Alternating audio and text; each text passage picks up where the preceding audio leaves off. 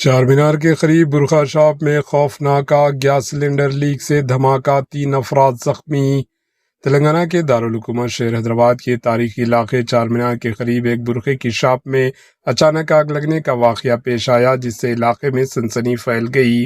تفصیلات کے مطابق پران شہر کے مشہور شہران مارکیٹ میں واقع ایک برقعہ شاپ کی تیسری منزل پر منی گیس سلنڈر لیک ہونے کی وجہ سے اچانک آگ بھڑک اٹھی۔ آگ لگتے ہی دکان میں موجود لوگوں میں خوف و ہراس پھیل گیا اور ہر طرف افراتفری کا ماحول پیدا ہو گیا۔ حادثے میں 3 افراد شدید زخمی ہو گئے، جنہیں فوری طور پر قریبی ہسپتال منتقل کیا گیا، جہاں ان کا علاج جاری ہے۔ واقعے کی اطلاع ملتے ہی پولیس اور فائر بریگیڈ کی ٹیمیں موقع پر پہنچ گئی اور آگ پر قابو پانے کی کوششیں شروع کر دی۔